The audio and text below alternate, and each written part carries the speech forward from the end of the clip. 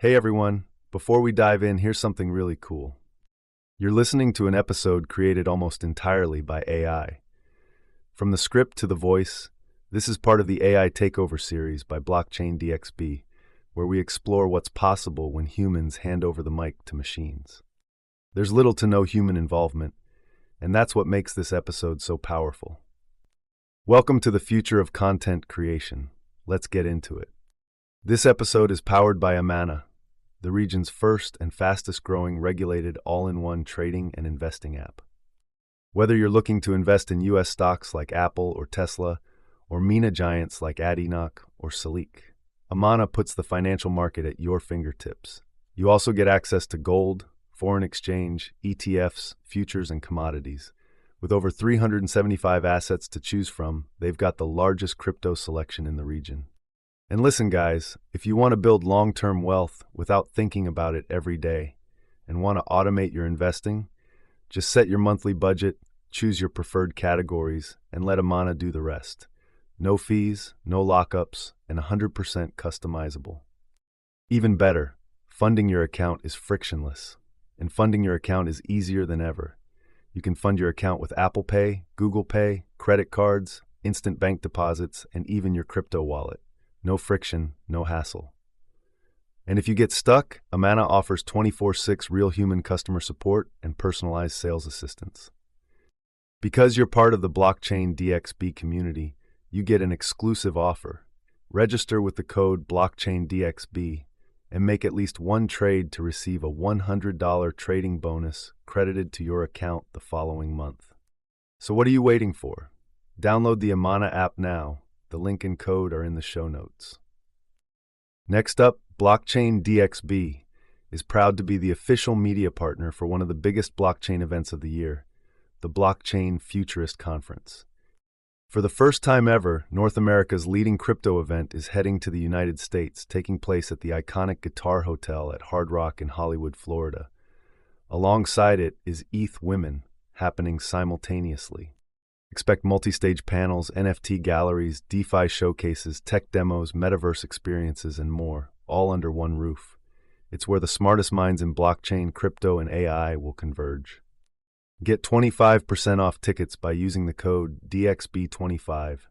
And yes, I'll be there with exclusive live coverage, behind-the-scenes interviews, and spotlight features on groundbreaking projects.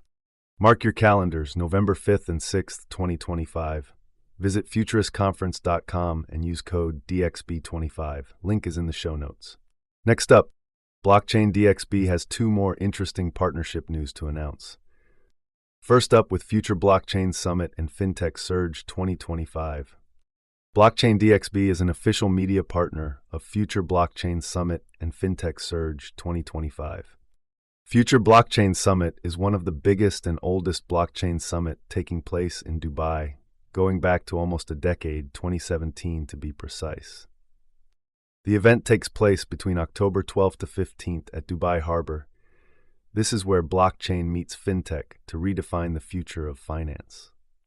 250 plus world-class speakers, 1,200 plus investors, live demos, product launches, and the exclusive invite-only GITEX Digital Assets Forum, all under one roof.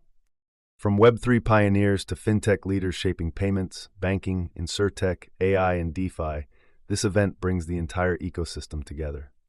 Startups, this is your launchpad. Get in front of top VCs, accelerators, and industry leaders. For blockchain and fintech companies, this is where connections turn into partnerships and dreams turn into exits. Register today at futureblockchainsummit.com. Don't just watch the future unfold, own your space in it. Remember, Future Blockchain Summit and Fintech Surge 2025. The registration link is in the show notes below, and see you at Dubai Harbour.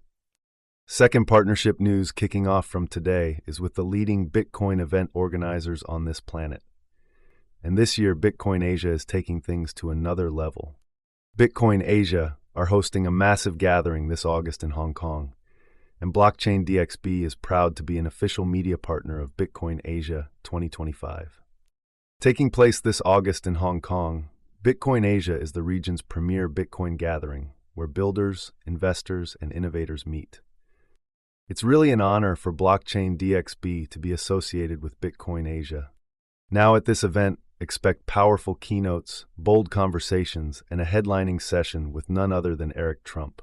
He will be sharing his vision for Bitcoin's long-term potential, its role in global finance, and Asia's massive impact on adoption, and a lot more. So listen up, guys. From infrastructure to regulation, privacy tools to lightning development, Bitcoin Asia connects global Bitcoin communities and drives innovation across cultures and markets. And as part of this partnership, you can register for the Bitcoin Asia using the code DXB.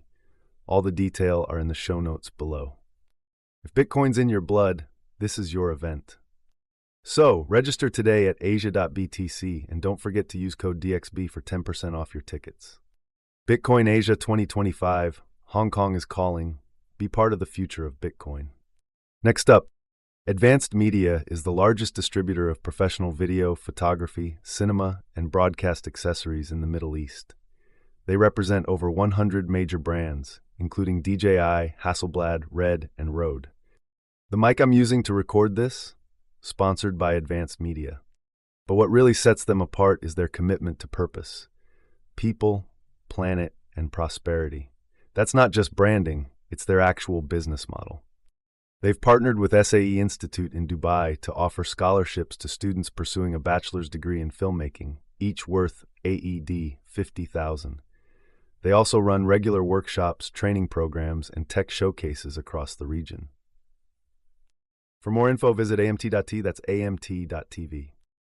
Finally, let's talk about something every crypto investor should take seriously: security. And that's where Ledger comes in. Ledger is one of the most trusted names in crypto security. Their hardware wallets, like the Nano S Plus and Nano X, keep your assets safe by storing your private keys offline. That means you're protected against hacks, malware, and phishing attempts that can compromise online wallets. The company is headquartered in Paris and is constantly innovating. Their team works with world-class security researchers and regularly tests their own products for vulnerabilities. It's why Ledger wallets are used by millions around the world. Using a hardware wallet isn't just smart, it's essential. If you're serious about crypto, it's time to stop relying on centralized exchanges or browser wallets. Click the link in the show notes to order your Ledger wallet and support this podcast at the same time.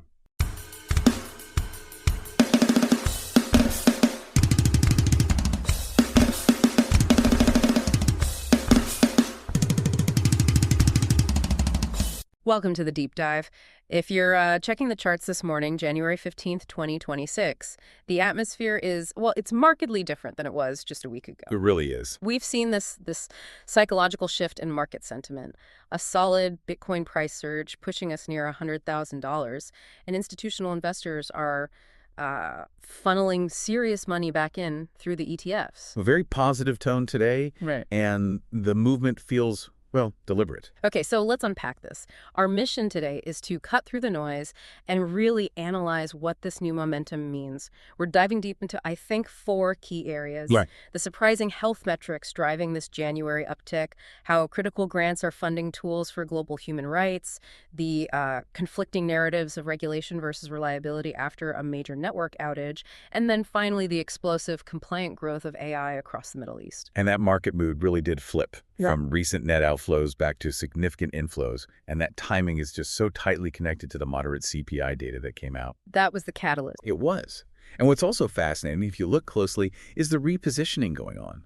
Binance's own coin, BNB, has quietly overtaken Ripple in total market cap. That shows some serious internal competition. That is a subtle but, wow, a very telling indicator of capital rotation. Let's start with that shift in market health, because the narrative has certainly improved. Oh, absolutely. Globally, the crypto market cap is up, sitting at a colossal $3.39 trillion. And that optimism isn't just, anecdotal. You can actually measure it on the Fear and Greed Index. Right. It has finally crossed that crucial 50 mark, moving from the 40s to 52. Now, it's technically still neutral, but psychologically, crossing that halfway point, that signals that fear is receding. And confidence is taking root. And that confidence is being quantified by what the institutions are doing. We saw $883.8 million in ETF inflows. A huge figure. That is huge. But is that inflow sustainable, or are we still, one surprise economic data point away from a significant reversal? That's the critical question, isn't it? Yeah. The current inflow confirms a strong institutional reaction to that CPI data. They value stability. Okay. But for it to be truly sustainable, we need to see consistency. If these flows continue through the end of the quarter, that signals long-term conviction. Right now, it's powerful, but it's still an early reaction. So if the institutions are flowing in via ETFs, where is the everyday user trading? The GITEX activity tells a really interesting story. Oh, it does. Decentralized exchange volume has crossed $10 billion, now sitting at $13.45 billion. And the dominance of those DEX is key. We are now seeing decentralized exchange dominance cross 40% for the first time in over a month. It's at 40.48%. So what does that tell you? It suggests users are actively moving back to decentralized platforms. Maybe it's the improving market, or maybe it's a flight from some of that centralized exchange drama we saw last year. And we are seeing that consolidation at the top. I mean, Uniswap and Pump are just dominating the volume. Traders are clearly prioritizing deep liquidity and platforms they trust. And looking ahead, we have to talk about stablecoins, the dry powder in the market. We have Tether, USDC, but we're also seeing traction in newer ones like FDUSD. Right, that one's crossed $5 billion in volume now. It has. We know that higher stablecoin volume is often a prerequisite for a Bitcoin all-time high. How close is this dry powder level to, maximizing that potential? It's a useful tool for analysis. Our assessment is that stablecoin volume probably needs to be at least 30% higher than what we're seeing right now to confidently predict a new Bitcoin ATH. So not there yet. Not yet. Confidence is absolutely growing, but the capital hasn't been fully deployed. We're in a staging period. So if that maximization hasn't happened, does the current level at least support the idea that we could see a strong Q2, even if Q1 doesn't hit the all-time high? Absolutely. The current levels show tremendous liquidity just waiting in the wings. This provides a deep floor, prevents major price crashes, and sets the stage for aggressive moves once the macro picture gets a bit clearer. And that's why Bitcoin is holding so strong at $97,000 and ETH is well above $3,000. Exactly. It was hovering below that mark not too long ago. That shows real resilience backed by that liquidity. Okay, that sets the stage perfectly for global developments. Let's move away from the charts and look at this fascinating intersection of philanthropy, regulation, and reliability, starting with the Human Rights Foundation. What's truly significant here, I think, is their focus on self-sovereignty. The Human Rights Foundation awarded, get this, 1.3 billion Satoshis to 22 projects in Q4 of last year. That is a huge amount. It is. And this isn't, just general tech funding. It is laser-focused on Bitcoin development and what they call freedom tech. Freedom tech. So what does that kind of funding actually buy? It focuses on fundamental tools for, evasion and privacy, things like Bitcoin education, Lightning Network deployment for fast, cheap transactions, censorship-resistant tools. In self-custody, I imagine. And critically, self-custody tools. Exactly. So philosophically, the HRF is actively working to empower people to circumvent systems of control. Precisely. They are funding tangible technology that aligns directly with individual financial freedom, giving people the ability to transact and save outside the reach of authoritarian regimes. Which is really about fostering basic human rights in an increasingly surveilled world. That's the core of it. From philanthropic movements supporting freedom to legislative ones supporting adoption right here in the U.S., Republican lawmakers in Rhode Island have introduced a bill. This is a major test case for utility. It seems like it. They want to temporarily exempt state income and capital gains taxes on small Bitcoin transactions. And the proposal aims to exempt transactions up to $20,000 a year for individuals and businesses. The goal is pretty straightforward. Reduce the tax complexity to make everyday Bitcoin use simple. And if it's approved, the program would run for a year starting in 2027. They're building on a smaller pilot they did last year, right? They are. It's all about making Bitcoin boring in the best possible way. Right, integrating it into daily commerce.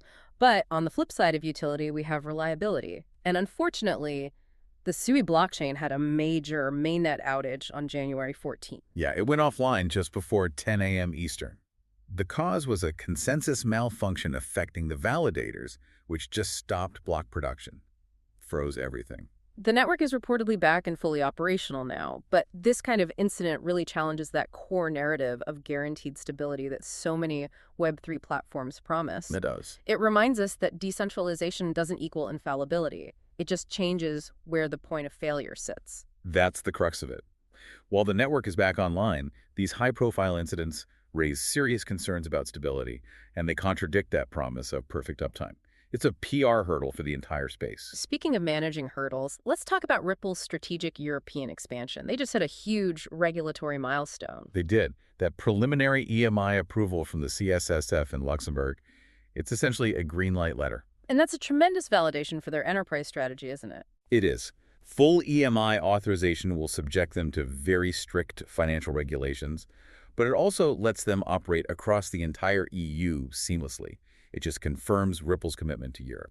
And their strategy is much broader than just Europe. They're doing this concurrently, right? Forging partnerships in the Middle East, in Oman, and building on their ties to India. They are building compliant global payment rails one jurisdiction at a time. Let's transition now to our regional focus on the Middle East, because AI and digital transformation are just booming there, especially in Dubai. A prime example is Intel AI, which just set up a new office in the DIFC AI campus in Dubai. A very strategic move. It is. This deliberately positions Dubai not just as a financial hub, but as a key center for rapid AI innovation and, more importantly, adoption across the Middle East. And they're not just building general AI. They have a very specific vertical they're focused on. Exactly. Their platform is AI native and built specifically for the hospitality and real estate industry. It combines guest experience, operations, real-time personalization. And their systems are already live, aren't they? They are. At places like Wyndham Dubai and the Seal Dubai Marina, they're using the city as a crucial launchpad for the whole region.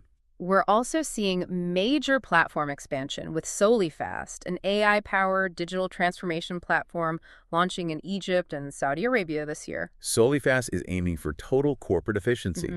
They offer over 50 unified business applications in one ecosystem.